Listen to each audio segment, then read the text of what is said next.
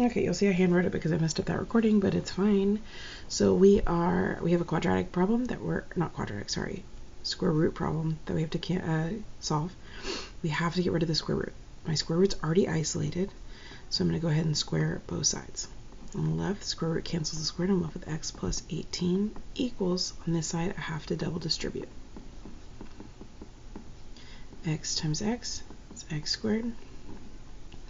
X times negative 2 is negative 2x. Negative 2 times x is negative 2x. Negative 2 times negative 2 is positive 4, so this becomes x squared minus 4x plus 4. Well, because it's squared, I have to solve by setting it equal to 0 first. So minus x minus 18 minus 18. And I get 0 equals x squared minus 5x minus 14. And now I can factor.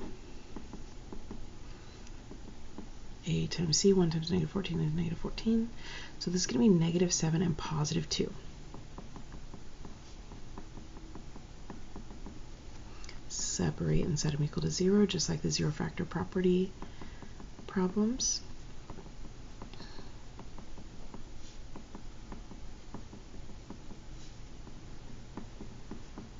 So this is another one that could have been done in the calculator.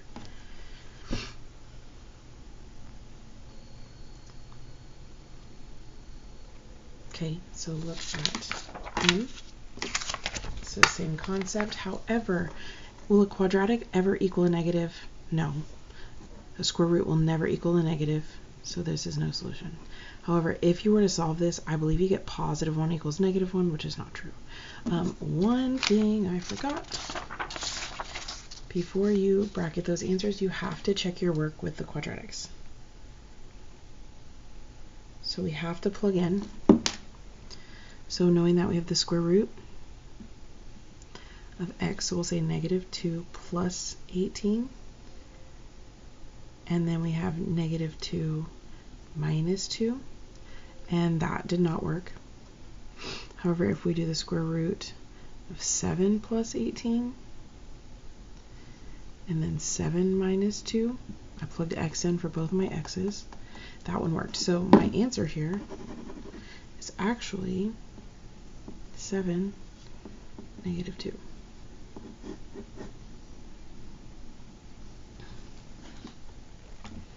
Can you check my key in the classroom? I did not do that. Okay, so we know that m is no solution. So now let's look at n. Well, again, divide by 2. I have to isolate my radical. So I get x plus 7 equals 4. So now it's isolated. I can square both sides. Square root cancels the square. I get x plus 7 equals 16. Minus 7 minus 7. And I get x equals 9. Okay, so knowing that, I have to check my work. So 2 square root of 9 plus 7, and we want this to equal 8, and it did, so we're good. If you left it as just x plus 9, that's fine as well. X equals 9, good lord.